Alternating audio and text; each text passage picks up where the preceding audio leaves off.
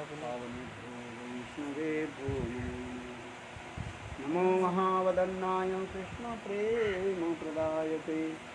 कृष्णाय कृष्णचैतन्यनाम्ने गौरक्षसे हे कृष्ण करुणा सिंधु दीनबंधु जगत्पति गोपीशगतिकान्त राधाकान्त सत्यरंजन गौरंगी राधे वृषभानुसुते देवी प्रणमामि श्री कृष्ण चैतन्य प्रभु नित्यानंद श्री अद्वैत गदाधर शिवासदि श्री गौरभक्तवृंद हरे कृष्ण कृष्ण कृष्ण हरे हरे हरे राम राम राम हरे हरे।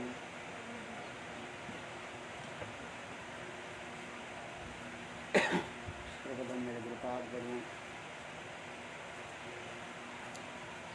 नित्य लीला प्रविष्टों विष्णुपाद अष्टोत्तर सदस्य श्रीमद् भक्ति वेदांत श्री वामन गोस्वामी महाराज एवं नित्य लीला प्रविष्टों विष्णुपाद अष्टोत्तर श्रीमद् भक्ति वेदांत श्री नारायण गोस्वामी महाराज के अभय चरण कमल में अनंत कोटि साष्टांग दंडवत ज्ञापन करता हूँ।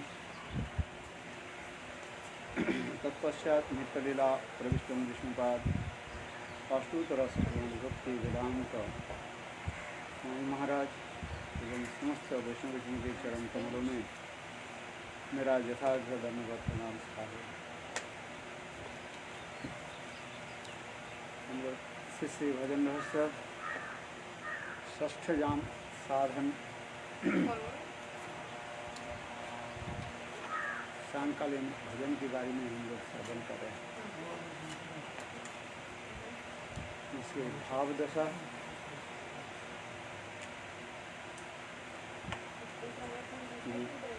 साधक नाम भजन करते करते परिणाम करते करते और उनके हृदय में इस समस्त माधुर्य के रूप में ऐश्वर्य भाव प्रकाशित हो जाता है। श्लोक नंबर 21 षष्ठजाम साधन 21 नंबर श्लोक।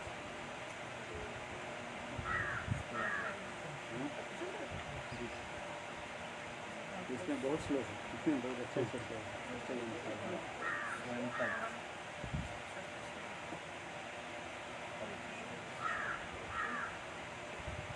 क्योंकि विरह में ऐसे दशा होता है, विरह में कभी कभी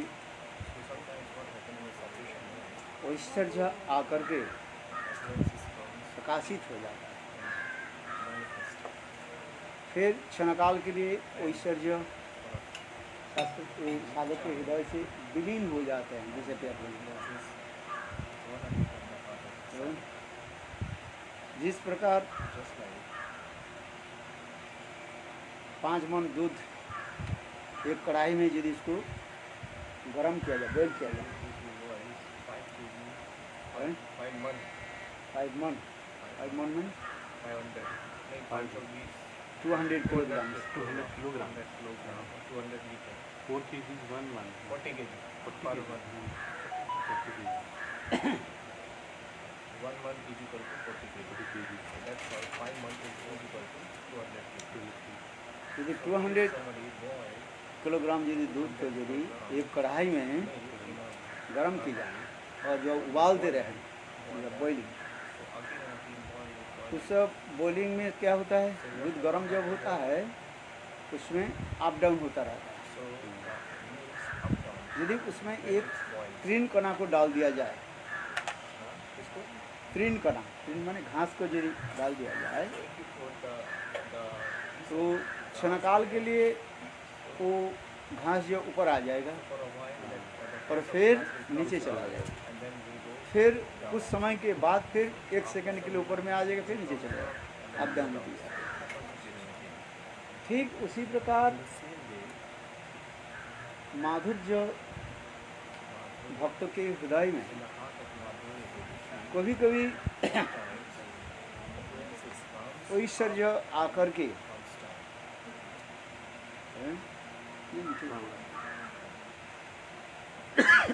ऐश्वर्य आकर के क्षणकाल के लिए उसको जो है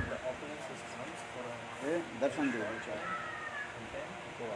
और फिर वो अंतर्हित हो जाता है, क्योंकि ऐश्वर्य और माधुर्य ये दोनों ही जो है प्रेम के संवर्धक कहा जाता है, बढ़ाते इंक्रीजिंग करता है। संवर्धक संवर्धक संवर्धक में वर्धन करते बढ़ाते हैं, संवर्धक करते ऐश्वर्य माधुर्य।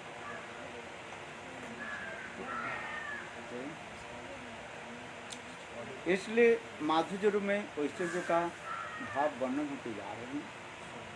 बहुत ही सुंदर भाव यहाँ पर प्रकाशित हो रहे हैं। तृतीय स्कंध में द्वितीय अध्याय में 21 नंबर श्लोक में ये वर्णन होते जा रहे हैं। स्वयं सम्माति स्वयं प्रधीश स्वराज्य लक्ष्माप्त समस्त कामं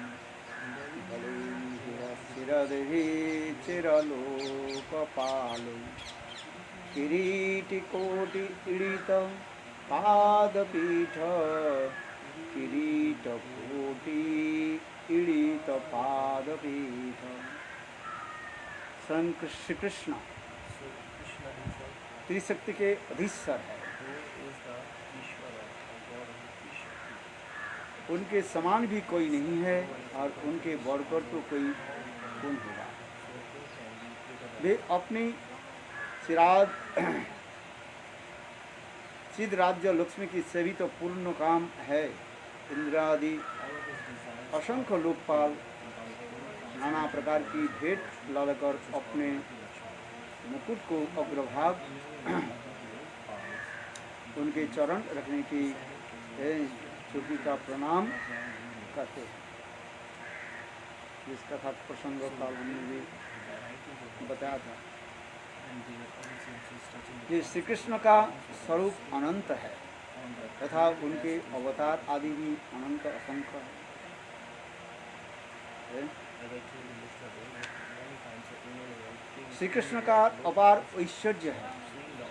ब्रह्मा विष्णु तथा महादेव भी तीनों सृष्टि के ऐश्वर्य है।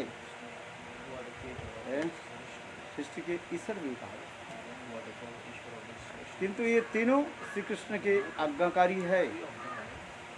तब इच्छा मत ब्रह्मा करे न सृजन, तब इच्छा मत विष्णु करे न पालन, और तब इच्छा मत शिव करे न ध्वंस, तब इच्छा मत माया सृजे कारागार।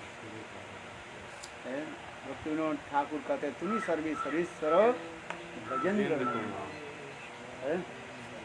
ये आप तो सर्वेश्वर भजनंदन, आपके इच्छा से ही ब्रह्मा शिव और विष्णु ये समस्त जो सृष्टि स्थिति प्रलय आदि सब करते हैं। आपके इच्छा से ही माया देवी इस संसार में जो है कारागार सृष्टि करते हैं। माया कारागार हम लोग जो है यहाँ पर संसार में इसी कहते हैं माया कारागार का जेल ऑफ माया।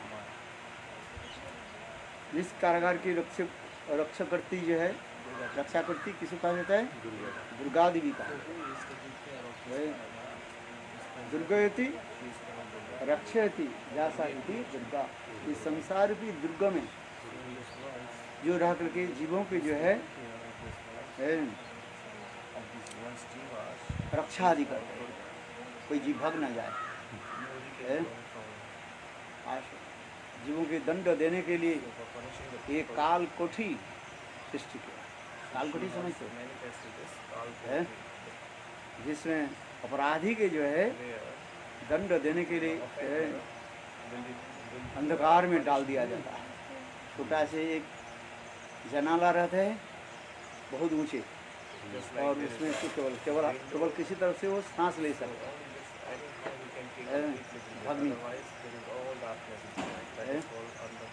जिसे कहा जाता है काल कोठी कहा जाता है। इंग्लिश में क्या कहते हैं उसको? डंजन, डंजन कहा जाता है। डंजन, डंजन, डंजन अंध कारागार, काल कोठी है। ठीक उसी प्रकार माया देवी बद्ध जीव के यानी अपराधी जीवों की जो है इस संसार में दंड, इसलिए कह रहे हैं सृष्टि स्थिति जो कुछ भी है वही प्रातपर प्रदत्त वैनंदन श्याम सुंदर की इच्छा से सब कुछ होता है। इसलिए कह रहे हैं श्री कृष्ण सबके अधीश्वर है।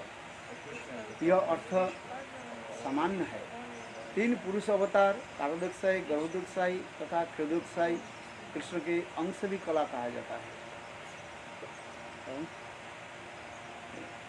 ये सब 3 पुरुष जो है कारोदक्षाई, गर्भोदक्षाई, क्षुदक्षाई कृष्ण, यही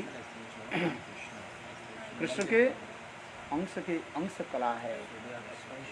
श्री कृष्ण सबके अधीश्वर है, इसलिए तधीश्वर की अर्थ भी मध्यम है।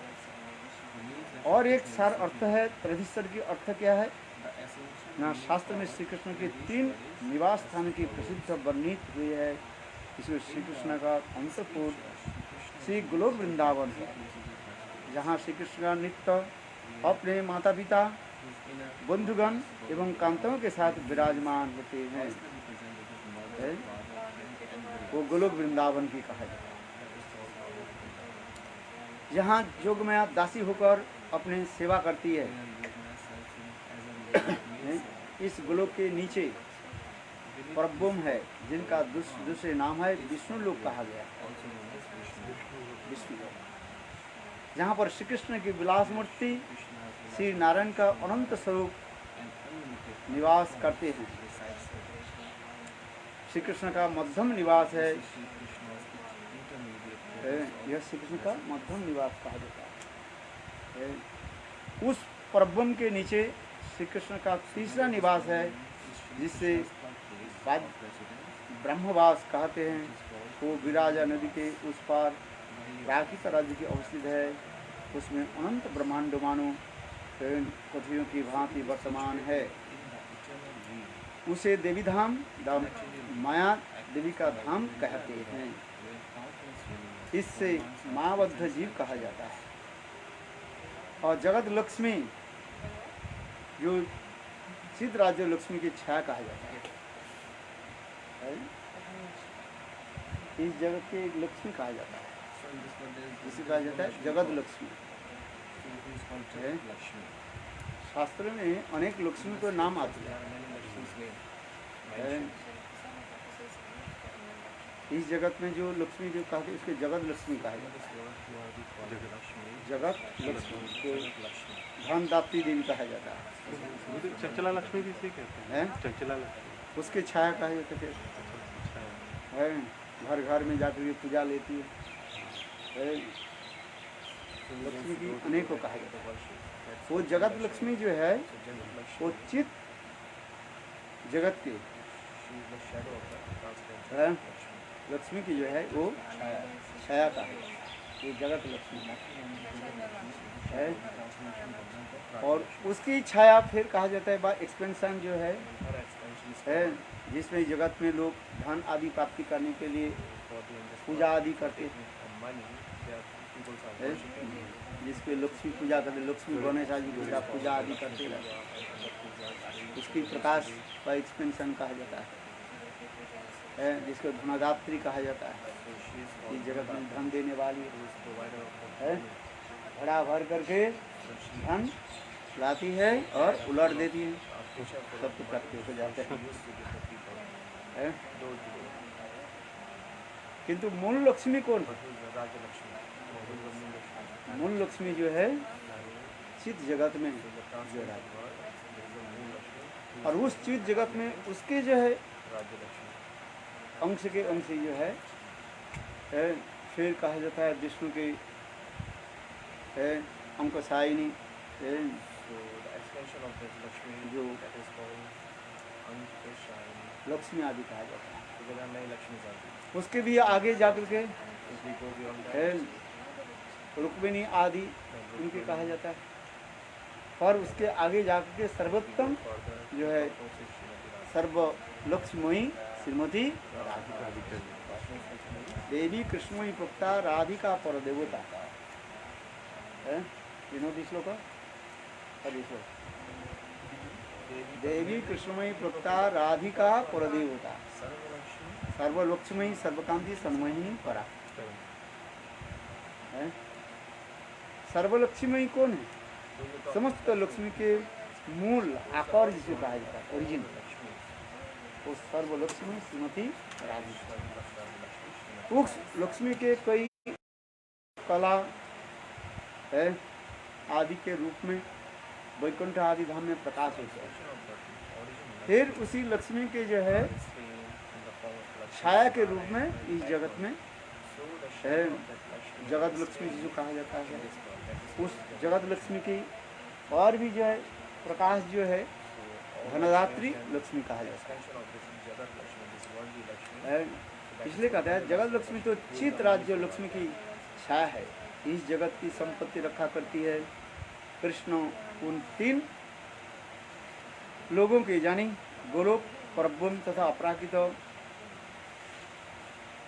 ब्रह्मांड, प्राकृत ब्रह्मांड गोलोक के अधीश्वर। गोलोक के तथा परब्रह्म दोनों चिन्मय तथा चित्त शक्ति की विभूति है, वह चिद ऐश्वर्य नाम से पुकारा जाता है, इसलिए त्रिधेश्वर कहा जाता है। कौन कौन? गोलोक और द्वारका और मथुरा और द्वारका और वैकुंठ, ये तीनों के लिए आ जाता है। जब द्वारका मथुरा गोलोक, हाँ, ये त्रिधीश्वर का है। this is called Tridishwar. Dwarka, पहले तो Golok Vrindavan, first is Golok, top of फिर द्वारका मथुरा के एक ही लिया जाता है, Dwarka place one, और फिर परब्रह्म वैकुंठ धाम आदि के दर्शन in the middle of the है। this is called Tridishwar.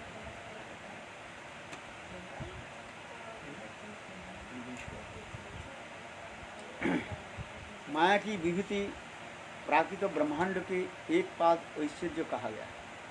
इस ब्रह्मांड में जो कुछ देख रहा है, जो ऐश्वर्य आदि कहा जाता है, ये समस्त क्या अपराकृत गोलोक धाम की माया की एक पाद भूमि का है, एक पाद विभूति का है, एकांश है। श्री कृष्ण के चिन्मय धाम के ऐश्वर्य परिमाण माया की जगत से 3 गुना अधिक है। इस जगत में जो कुछ ऐश्वर्य देखे इसके 3 गुना क्या है अपराकृत चित्त। श्री कृष्ण की त्रिपाद विभूति की महिमा तो वाक्य से अगोचर है, शरीर हमने शब्द के द्वारा उसको व्यक्त कर नहीं पाएंगे। एक पाद विभूति के अनंत ब्रह्मांड के जिसके ब्रह्मा शिव आदि उनके चिरलोकपाल कहते हैं, एक पाद जो विभूति जो कह रहे हैं, एक पाद माने 1% मान है। एक पाद विभूति है इस ब्रह्मांड के जी ब्रह्मा शिव अनंत करो ब्रह्मांड शिव है, ब्रह्मा शिव लोकपाल है, ये सब सेवा में रहते हैं, जिसका हम चिंता नहीं करते, चिंतित है। एक बार उसमें एक पाद इंग्लिश क्या लिखा है, श्री कृष्ण के त्रिपाद भूमि की महिमा तो वाक्य से अगोचर है। इसके बाद ये दूसरी लाइन लास्ट में है मिला है। एक बार आप दोबारा से पढ़िए, कौन सा बोलिए? श्री कृष्ण की त्रिपाद विभूति की महिमा तो वाक्य से अगोचर है। एक पाद विभूति बोल रहे हैं क्या इंग्लिश ट्रांसलेशन क्या दिया? इसमें दिया है, इन अनलिमिटेड यूनिवर्स ऑफ एक पाद विभूति there are countless Brahmas and Shivas, they are called Lokapalas, which are the maintainers of the order of Shri Krishna के त्रिपाद विभूति को इसके इंग्लिश क्या दिया? श्री कृष्ण के त्रिपाद विभूति की महिमा तो बापरे से होती है। This Tripad Vibhuti, the spiritual word, cannot be glorified in words. त्रिपाद रखा। Tripad is Tripad, spiritual Tripad. चलो 1/4 एक पाद कहने से 1/4 समझना चाहिए एक पाद, है? हैं? एक पाद जो विभूति इस ब्रह्मांड, इसमें कितने अनंत करोड़ ब्रह्मा शिव आदि रहते हैं। कितना परसेंट है? 25% होगा एक पाद कहने से 1/4। Okay, so whatever we are seeing in this natural world, this is like 50% of the transcendental world. एक पाद है। जिस कथा को काल मैंने भी कहा था, एक बार ब्रह्मा जी के मन में एक संशय हो गया था, ये मैं ही सृष्टि करता हूँ। ब्रह्मा जी अहंकार हो गया और मैं ही एक ही है, मैं एक ही ब्रह्मा हूँ, मैं एक ब्रह्मा हूँ, ऐसे उनके मन में ये था, अहंकार था, वेरी प्राउड है। इसलिए एक बार क्या कि उन्होंने द्वारका में पहुँचे श्री कृष्ण के दर्शन करने के लिए, और उसमें द्वारपाल ने, भगवान के द्वारपाल जो है द्वारकापुर में द्वारपाल ने उनको रोक दिया और रोक करके पूछा आप ये नाम क्या है और किस लिए आए हैं? ब्रह्मा जी ने कहा कि मैं कृष्ण से मिलने के लिए। कौन से कृष्ण? द्वारकाधीश कृष्ण, उनके मिलने के लिए मैं आया। तो द्वारपाल ने जाकर के कृष्ण के सूचित किया। उस समय कृष्ण सुधर्म सभा में बैठे हुए थे, अपने कार्यों में व्यस्त थे। कुछ समय के बाद कृष्ण ने द्वारपाल के पूछा किस लिए आए? ये एक व्यक्ति आए हैं आपके मिलने के लिए। बोले कौन आए? उसके नाम पूछ करके। द्वारपाल आकर के पूछा तुम्हारे नाम क्या है? उन्हें क्या मेरे नाम ब्रह्मा है। द्वारपाल ने जाकर के कहा दिया कृष्ण के जी ब्रह्मा जी आए हैं। कृष्ण कहने कौन ब्रह्मा? फिर द्वारपाल आकर के बोले ब्रह्मा जी के पूछा आप कौन ब्रह्मा? ब्रह्मा जी तो हैरान हो गए, क्योंकि ब्रह्मा के मन में ही शंका है आमा बिना आचे और कोई ब्रह्मा, मैं छोड़ करके और कोई ब्रह्मा है क्या है? ये चिंता। किंतु इसके पता नहीं था ये कितना अनंत करोड़ ब्रह्मांड है, अनंत करोड़ ब्रह्मांड है। फिर उन्होंने परिचय दिया कौन ब्रह्मा? चतुर्मुख ब्रह्मा, सनक पिता चतुर्मुख ब्रह्मा है, चार माथे वाले और चतुस्सन के पिता ब्रह्मा जी, ये परिचय दिया। तो आकर के जब उन्होंने कहा तो कृष्ण ने कहा अच्छा द्वारपाल के बोले उसको लेकर के। जब ब्रह्मा जी जब पधारे, भगवान को जब प्रणाम करने लगे, प्रणाम करके जब बैठे तो भगवान ने उनको पूछा कि सब कुशल है? तो ब्रह्मा जी कहने लगे मेरे कुशल के बारे में तो पूछने आप पूछ रहे, उसको मैं बताऊंगा बाद में। मेरे मन में एक संशय है, ये आमा बिना और कोई और ब्रह्मा क्यों आपने पूछा कौन ब्रह्मा है? इसके मतलब मैं छोड़ करके और कोई ब्रह्मा है? तो उस समय भगवान ने हंस दिया और अनंत करोड़ ब्रह्मांड की ब्रह्मा को उन्होंने स्मरण करने लगा। योग माया के द्वारा सारे ब्रह्मा आ गए, एक दूसरे को देख नहीं पाया। कौन? जितने हजारों मुख वाले ब्रह्मा जी आए, हजारों मुख वाले शिव जी आ गए, इंद्र दिक्पाल आदि सब आ गए और सभी आकर के कृष्ण के चरण कमल में नतमस्तक होकर के प्रणाम करने लगे। जिनकी माथे के जो मुकुट जो है एक दूसरे से लगने से झिन शब्द हुए है, किंतु जोग माया के द्वारा एक ब्रह्मा दूसरे ब्रह्मा के देख नहीं पा रहे हैं, किंतु हमारे चारमुख वाले जो ब्रह्मा जो है वो सबको देख रहे हैं। ये चारमुख वाले ब्रह्मा सबको देखा, देख करके हैरान हो गया और उनके मन में सारे संशय चला। जब ये सब ब्रह्मा शिव आदि सब विदाई दे दिया, सब चले गए, तो फिर यही चार मुख वाले ब्रह्मा कहने प्रभु आप मेरे मन में जो संशय था आपने बिना पूछे आप संशय को दूर कर दिया है। इसी प्रकार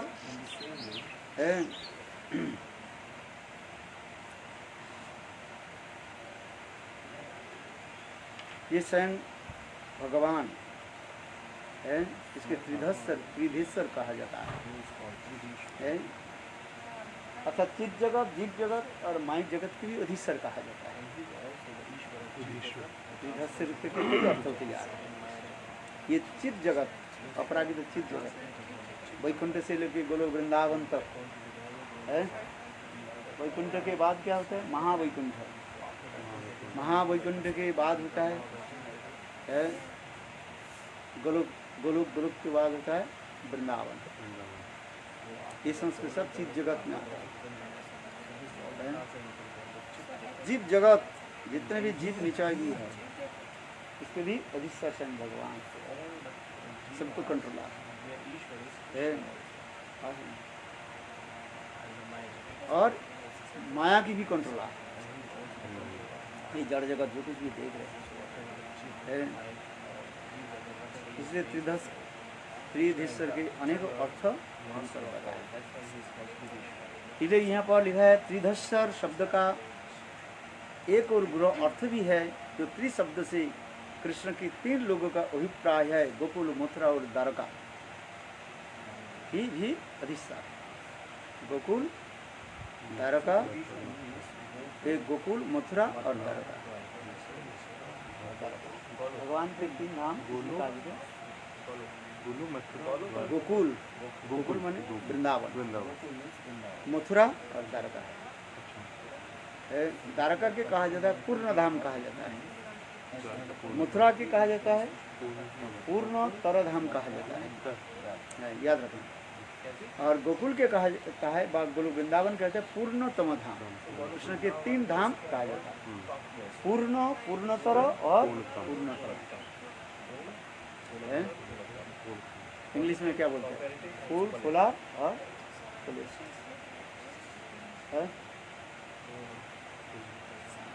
पूर्ण धाम, पूर्ण धाम, अंडरस्टैंड? कुछ पूर्ण धाम,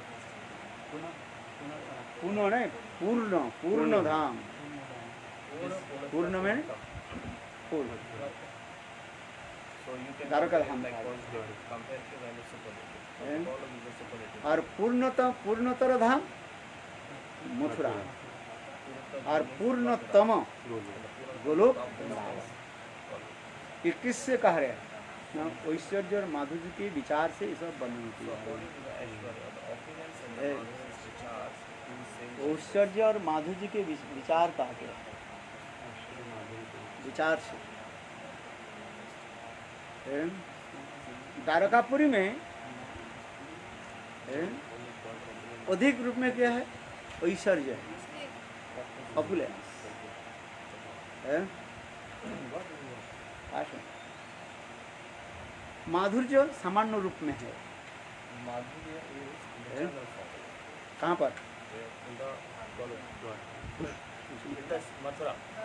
अरे नहीं, द्वारकापुरी में कर। द्वारकापुरी में अधिक क्या है? ऐश्वर्य। ठीक से सुनो, ठीक से सुनो तो ठीक से बोलो। द्वारकापुरी में ऐश्वर्य अधिक है और माधुर्य सामान्य रूप में है। कहाँ पर? Dwarkapur in the Dwarka. है। द्वारकापुर में भी माधुर्य है, किंतु माधुर्य सामान्य रूप में माधुर्य के लोग जहाँ पर लौकिक प्रीति आदि रहता है इसके माधुर्य कहा जाता Relationship is not too much. है, जिससे कहा जाता है वैकुंठाद जनितु वरा दारवत्ता जत्र खेलति प्रभु सुदर आत्मजावृता। वैकुंठाद जनितो वरा दारावत्ता है। वैकुंठ अपेक्षा जो है द्वारका श्रेष्ठ माना जाता है। क्यों?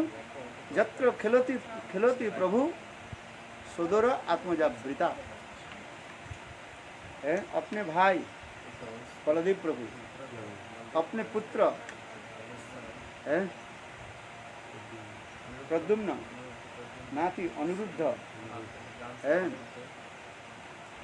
आदि के द्वारा जहाँ पर स्वयं भगवान मनुष्य के भांति लीलादि करें। इसलिए जत्र खिलति वैकुंठ आदि जनितो वरा दारावत्ता जत्र खिलति प्रभु सदर आत्मजावृता।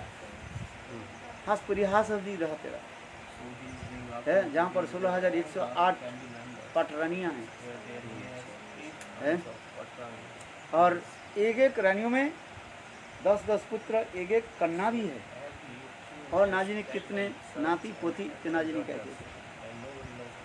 और भगवान वहीं पर द्वारकापुरी में अपने परिवारों के साथ अन्य उत्सव भी मनाते हैं।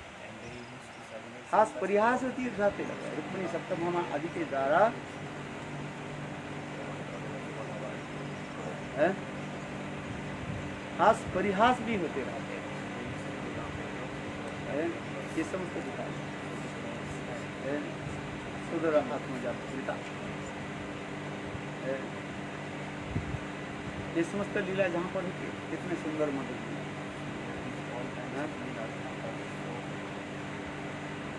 और उससे अधिक माधुर्य कहाँ है?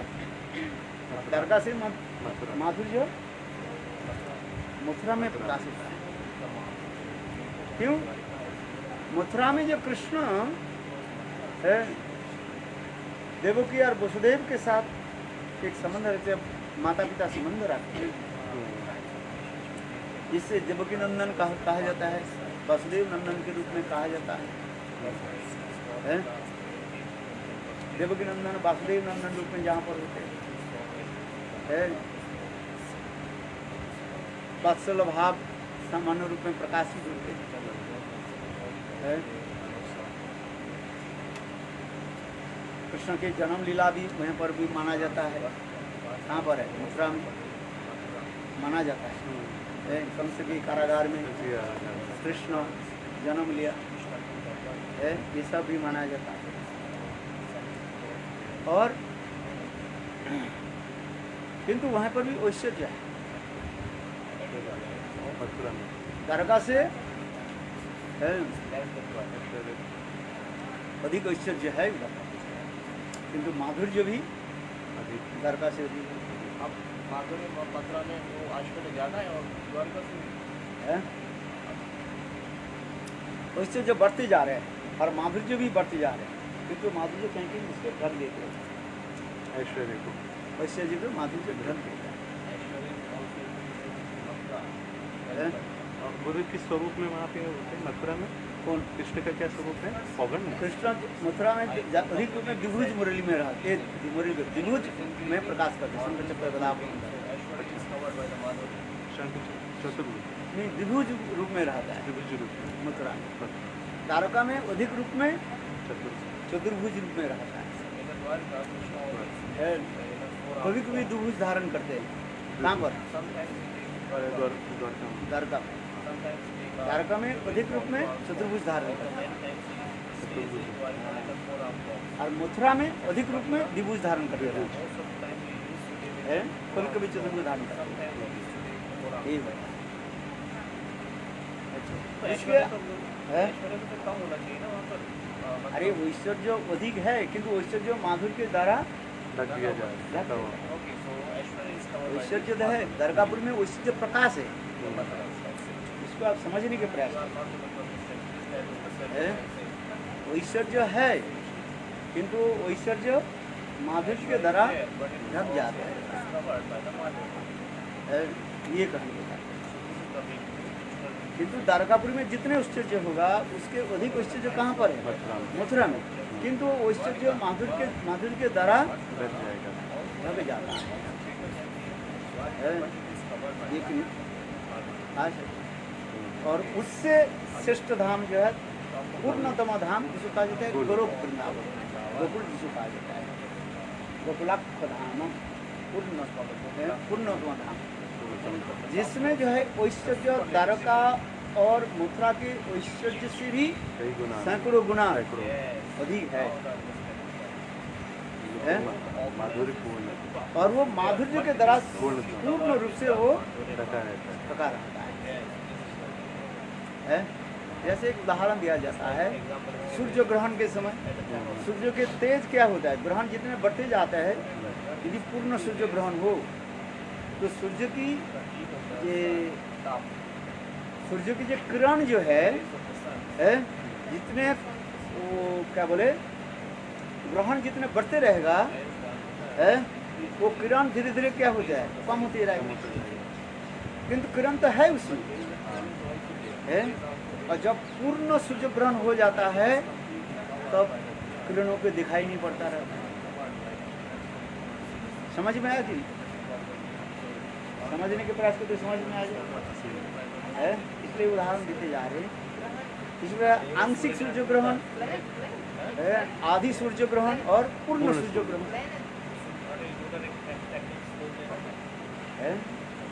सोलर इक्लिप्स कह देते हैं, लूनार को चंद्रग्रहण का सूर्य ग्रहण के यदि हम उदाहरण दें, एक सामान्य अंश रूप में यदि सूर्य ग्रहण हो तो वो सामान्य रूप से सूर्य की तेज व किरण के ढक देते हैं।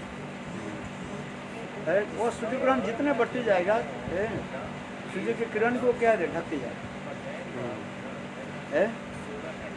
और तात्पर्य क्या है, ये ऐश्वर्य तो है पूर्ण रूप से है, किंतु वो ऐश्वर्य क्या होता है माधुर्य के द्वारा। इसलिए गोलोक वृंदावन में जो ऐश्वर्य जो है मथुरा वृंदावन से कई गुना अधिक कहा जाता है।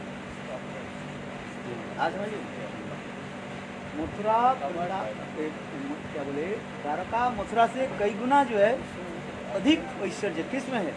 गोलोक वृंदावन। किंतु वो गोलोक वृंदावन में वो ऐश्वर्य जो है माधुर्य के द्वारा वो आवृत है, इसलिए उसको देखिए। गुदी वगैरह में ऐसे समझे कि 25% अगर ढका हुआ है उसमें द्वारका में, तो 50% ढका हुआ है मथुरा में, और 100% ढका हुआ है वहाँ गोलोक में। इसी प्रकार से समझने के प्रयास है। इसी प्रकार यहाँ पर कर रहे हैं,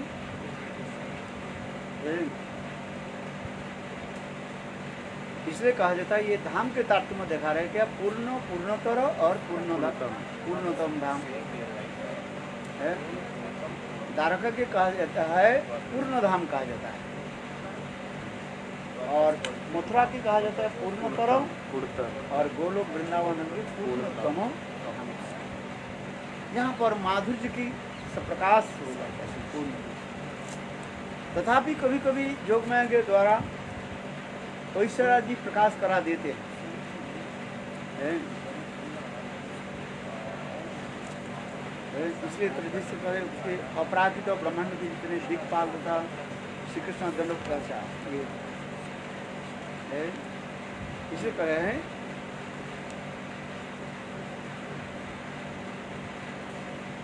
इसमें जो लिखा है स्वराज्य लक्ष्म आप्त समस्त कामम, अर्थात स्वराज्य लक्ष्मी अर्थात चित राज्य लक्ष्मी श्री कृष्ण की समस्त कामना के पूर्ण करती है।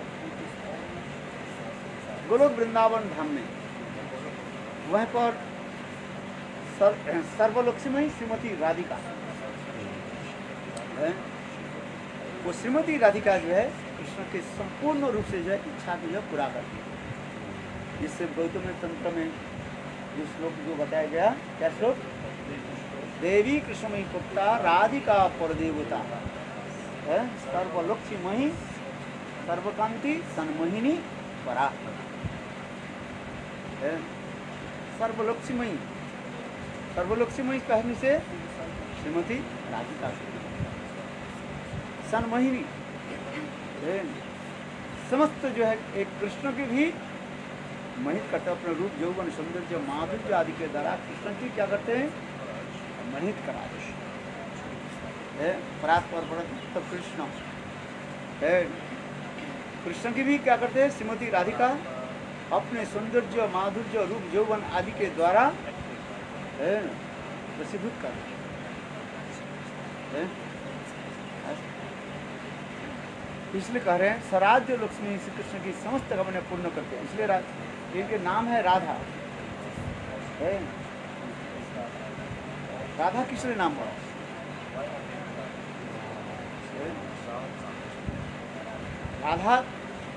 राधा नाम पुराण समस्त कृष्ण के समस्त प्रकार इच्छा के लिए पूर्ण करती है।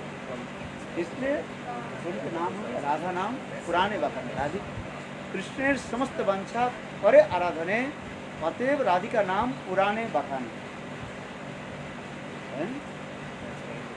कृष्ण के समस्त प्रकार के इच्छा को कौन पूरा करती है? श्रीमती राधिका। इसलिए ये पैर आपको बंगला पैर में उतारे ना, ये कृष्ण के समस्त इच्छा पूर्ण करे आराधने अतएव राधिका नाम पुराणे बखाने।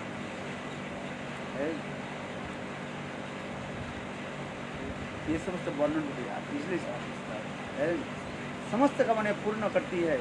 श्री कृष्ण के वैकुंठ आदि धाम में जितनी लीलाएं हैं वो सत्य कृष्ण के नटवर लीला सर्वश्रेष्ठ तथा उनका अंतरपूर्ण गोलोक वृंदावन के माधुर्य मंडित और ऐश्वर्य वैकुंठ के अनंत कोटि ऐश्वर्य की अधिक है। ये समस्त वर्णन किया। इसलिए कृष्ण के कहा गया श्री रक्षा और सर्वलक्ष्म आपको समस्त काम। कृष्ण के आत्मा कौन है? श्रीमती राधिका है। जिस प्रकार जितने आत्मा बिना शरीर के कोई मूल्य नहीं है। ये तुलना दी जाए जीव के शरीर के क्या मूल्य है? जब ये शरीर में आत्मा रहती है तब हम लोग शरीर को स्पर्श करते हैं, आलिंगन करते हैं, चुम्बन करते हैं। और वही शरीर से जब आत्मा चली जाती है तो उस शरीर को कोई स्पर्श नहीं करता, तो डर जाते है कि नहीं? शरीर के हम इतना आदर करते हैं, जिस शरीर का हम इतना आदर करते हैं, आलिंगन करते हैं, चुम्बन करते हैं, किंतु शरीर से जब आत्मा निकल जाती है, चली जाती है, तो शरीर को भी मूल्य नहीं रहा। ठीक उसी प्रकार कृष्ण और श्रीमती राधिका है। और कृष्ण के आत्मा कौन है? श्रीमती राधिका है। कृष्ण भी स्वयं भी कहा उद्धव को, ये मैं उनके गोपियाँ मेरा आत्मस्वरूप है, अथवा मैं गोपियों की जो है आत्मस्वरूप है।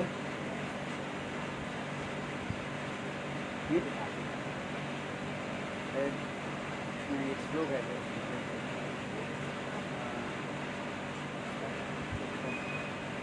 भूल जाते हैं, जिसमें कृष्ण उद्धव के कार्य, हे उद्धव ये समस्त गोपियाँ जो है मेरा आत्मस्वरूप, मेरे विरह उत्कंठित होकर के रहती, मेरे विरह में वो लोग जो कैसे प्राण धारण करके रखते हैं, मेरे विरह में उनके शरीर धारण करना किसी प्रकार से संभव नहीं है। मैं ही उनके शरीर के रूप में मैं रहता हूँ। कृष्ण है। मैं उनके शरीर हूँ, अब वे लोग मेरा आत्मा सब। नहीं तो मेरे विरह की इतनी जो ताप जो है, उनके शरीर में वो ताप सहन करना संभव नहीं है।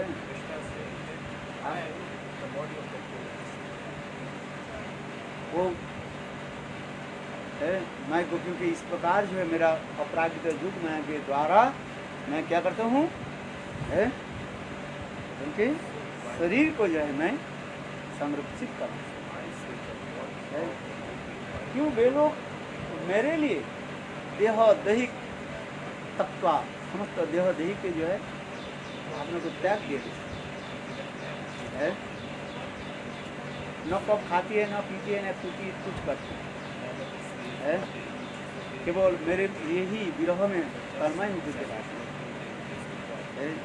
इसलिए मैं अपने जोग माया के द्वारा ही वो समस्त गोपियों की जो है मैं रक्षा नहीं करता, रक्षा नहीं करता है।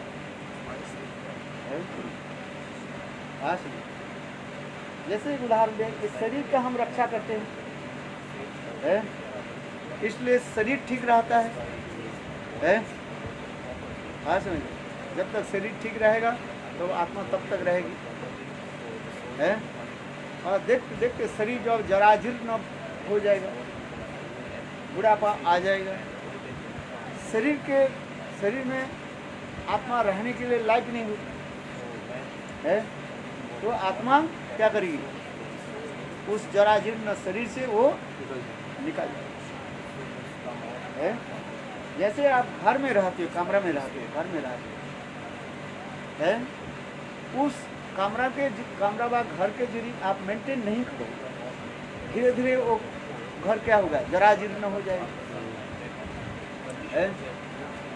फट जाएगा, चटक जाएगा, एक एक ईंट गिरने के शुरू कर देंगे है। तब वो घर, उस घर में आप नहीं रहोगे, उस घर से आप क्या करोगे? निकाल जाओगे। आप निकालने के साथ ही साथ वो घर क्या होगा? हरास करके गिर जाएगा है। ठीक उसी प्रकार भगवान भी कहते हैं, गोपियाँ मेरे विरह में उत्कंठित इतने होती है, और उनके हृदय में मेरे विरह के लिए जो ताप होता है, विरह में इतने ताप उत्पन्न होता है, विरह ताप कहा जाता है। उस विरह ताप शरीर को सहन करना संभव नहीं है।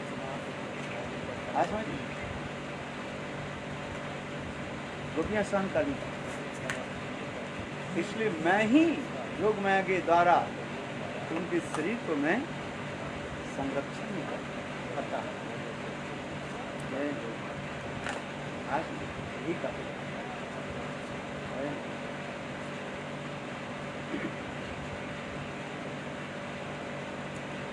इसलिए ये समस्त कहते हैं, स्वराज्य लक्ष्मी आत्मा समस्त काम। राज्य लक्ष्मी अर्थात सिद्ध राज्य लक्ष्मी श्रीमती राधिका की जो राधिका मेरी समस्त कामना की जय पूरा करती है। रस विचार से आता है कृष्ण के श्याम के कराय श्याम रस मधुपान।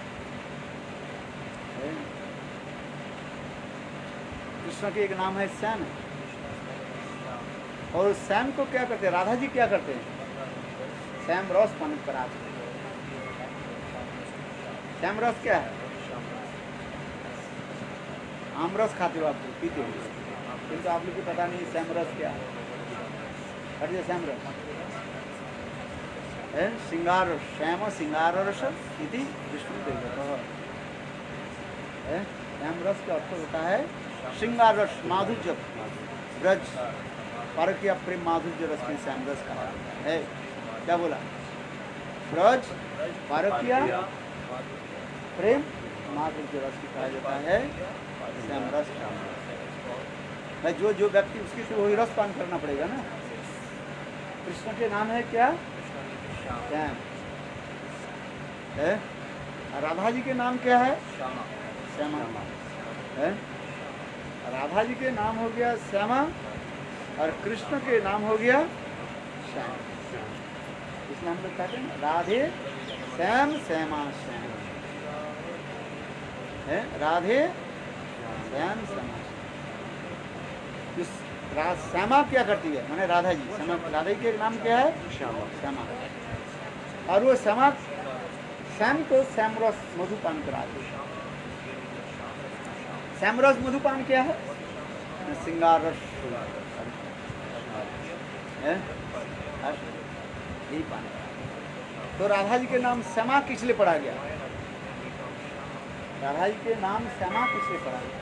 किस लिए कहा गया है? इसलिए पद्मगंधी बपूर्जास्ता पद्मगंधी बपूर्जस्सा तनुजस्सा सदोन्नतो ग्रीष्मकाले शिशिरता शीतकाले जदुष्णता अकाले मंजुलो जस्सा पदनाख पदानख घातेन पुष्पति मुखवासैश्च बकुलसा क्षमा परिकीर्तितः। श्लोक में कहा गया राधा जी के नाम जो श्यामा कहा गया, ये श्यामा शब्द की व्याख्या यहाँ पर दे रहे हैं। क्या दे रहे हैं?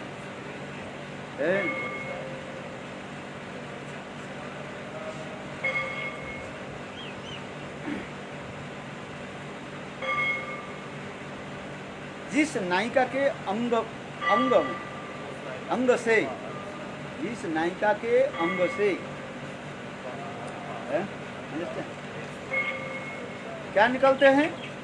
पद्मों के भांति सुगंध निकलते हैं।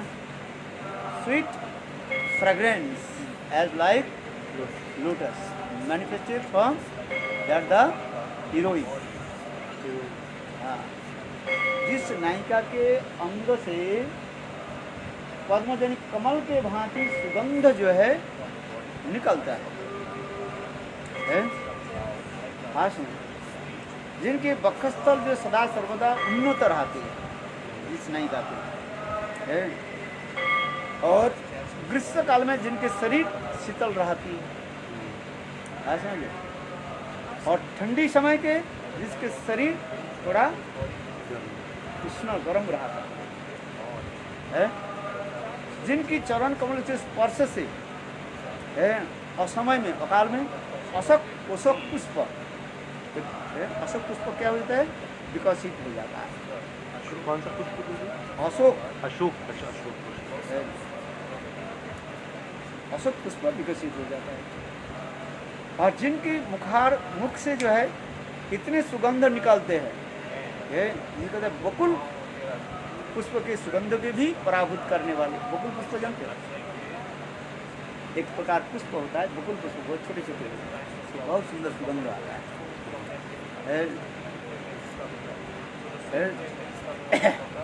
उसी नायिका के कहा जाता है श्यामा परिकीर्तिता। ये समस्त लक्षण किस में है? एकमात्र श्रीमती राधा रानी में है। इसलिए राधा रानी के कहा जाता है क्या? श्यामा परिकीर्तिता। इसलिए चैतन्य चैतामृत में कृष्णदास गोस्वामी लिखते हैं, श्याम के कराय श्यामरास मधुपान है। श्याम के कराय श्यामरास मधुपान है। कृष्ण श्याम है। और राधा जी के क्या कहा जाता है? श्यामा स्त्रीलिंग में आदि को masculine gender, feminine gender, feminine gender Shyama होगी, मैस्कुलिन जेंडर में श्याम होगी है। किंतु राधा जी के श्यामा नाम की ये विशेष वैशिष्ट बताया गया। इसलिए कहते हैं ये नाम है।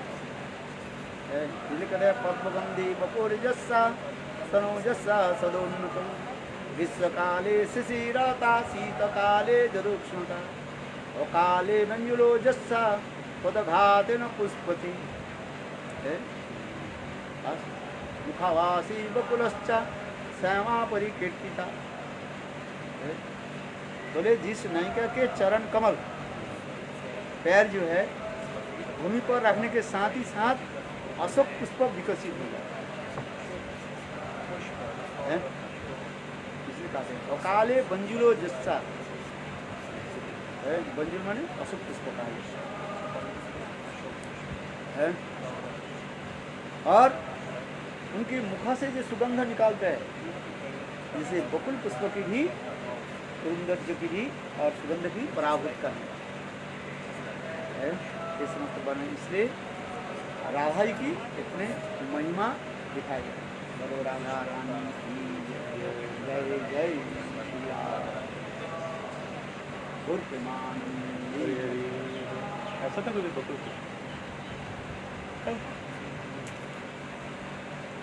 ये वाला ये तो कितना छोटा सा होता इतने छोटा छोटा है। उस माला जो है कृष्ण का अत्यंत प्रिय होती है। राधा जी स्वयं जो है प्रातः काल में ये गोकुल माला को संग्रह करती है। इसको इंग्लिश में कहा जाता है स्टार फ्लावर्स कहा जाता है। इंग्लिश में कहा जाता है इसमें स्टार फ्लावर्स। बिल्कुल जो है तारे के वहाँ तारा है इसके वहाँ पे छोटा छोटा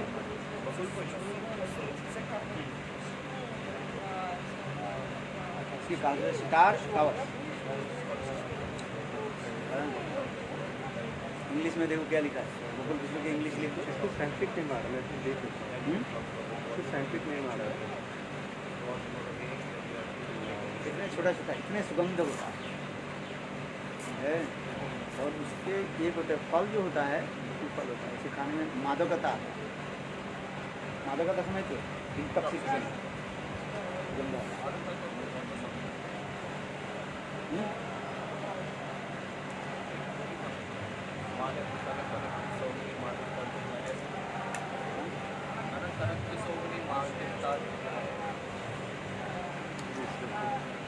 मिला। नहीं बोले इसमें वो नाम नहीं आ रहा है। स्टाफ आप उसमें लिख दो बकुल पुष्प, बकुल पुष्प, बकुल फूल, बकुल फ्लावर। आप लोग को तो वो तो बस उसमें लिख दो, इंग्लिश क्या बता देंगे।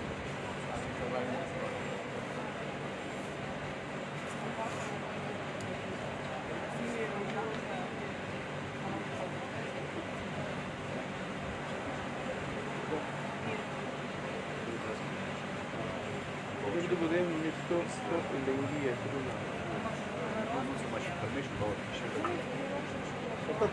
Where is he? Prabhu.